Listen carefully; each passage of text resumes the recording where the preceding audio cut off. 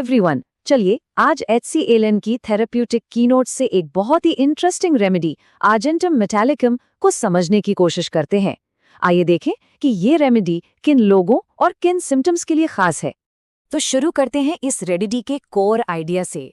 Source के हिसाब से ये खास तौर पर लंबे, पतले और थोड़े चिड़चिड़े नेचर वाले लोगों पर सबसे अच्छा काम करती है। ये एक तरह से इसकी पहचान का स्टार्टिंग पॉइंट है। तो इस रेमेडी का एक जनरल प्रोफाइल क्या बनता है? आइए देखते हैं कि HCALN इसके कॉन्स्टिट्यूशनल ट्रेट्स यानी शारीरिक बनावट से जुड़ी खासियतों के बारे में क्या कहते हैं। ओके, तो ये रेमेडी सीधा असर करती है कार्टिलेजेस पर, यानी शरीर की नरम हड्डियों पर, जैसे कि कान, नाक और जॉइंट्स के आसपास। और एक और इम्पॉर्टेंट पॉइंट ये है कि इसका जिक्र मर्क्यूरी के गलत इस्तेमाल से होने वाली तकलीफों और ओनानिज्म के कॉन्स्टिट्यूशनल इफेक्ट्स के कॉन्टेक्स्ट में भी मिलता है। अब आते हैं इस रेमेडी के सबसे क्लासिक साइन पर, जिसे द परफॉर्मर्स एलिमेंट भी कह सकते हैं।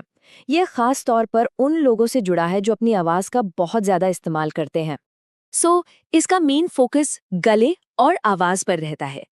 उन लोगों के लिए जिनका काम ही बोलना है, जैसे सिंगर्स या पब्लिक स्पीकर्स, उनके लिए ये एक बहुत ही स्पेसिफिक पिक्चर पेंट करती है। ऐसा फील होता है जैसे उनकी आवाज हमेशा एक स्ट्रेन में रहती है। तो सिम्टम्स क्या हैं? सबसे पहले प्रोफेशनल सिंगर्स या स्पीकर्स की आवाज का बैठ जाना। कभी कभी तो आवाज बिल्कुल ही चली जाती है। गले में एक रॉनेस, जैसे कच्चापन सा महसूस होता है। और आवाज के टोन, उसकी क्वालिटी यानी टिम्बर में एक अजीब सा बदलाव आ जाता है। इस रेमेडी से जुड़ी जो खांसी है ना, वो भी काफी यूनिक है। इसका एक बहुत ही स्पेसिफिक पैटर्न है जो इसे दूसरी रेमेडीज से अलग करता है। आइए इसको थोड़ा डिटेल में देखते हैं। इसका जो सीक्वेंस है वो बहुत इंपॉर्टेंट है। देखिए, हंसने से खांसी ट्रिगर होती है।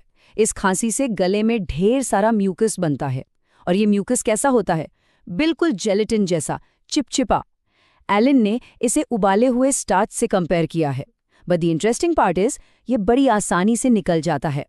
एक और बहुत ही स्पेसिफिक सिम्टम, हमारी जो सांस की नली है यानी ट्रेकिया, वो जहाँ दो हिस्सों में बढ़ती है ना, ठीक उस पॉइंट पर, उस जगह पर एक कच्चापन या रॉनेस फील होना, ये बहुत ही पिक्यूलियर साइन है इस रेमेडी का। ओके, तो आवाज और गले से आगे बढ़ते हैं।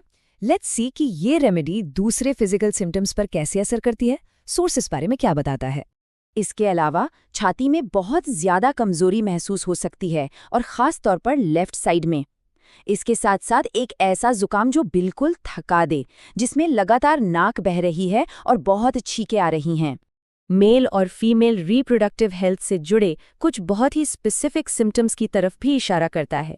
मेल्स में सोर्स के मुताबिक लगभग हर रात बिना इरेक्शन के सेमिनल एमिशंस होना, पीनिस का साइज कम हो जाना यानी एट्रोफी, और टेस्टिकल्स में एक क्रश्ड पेन, सोचिए जैसा कुचल दिया गया हो।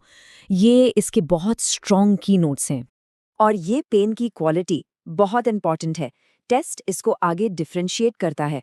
आर्जेंटम मेटालिकम में क्रश्ड पेन है टेस्टिकल्स में, और अगर फीमेल सिम्टम्स की बात करें तो दर्द होता है लेफ्ट ओवरी में। इसके कंपैरिजन में पैलाडियम राइट ओवरी से जुड़ा है, और टेस्टिकुलर पेन के लिए इसकी तुलना रोडोडेंड्रन से भी की जाती है। ये लेफ्ट राइट का डिस्टिंक्शन बहुत क्रूशल है।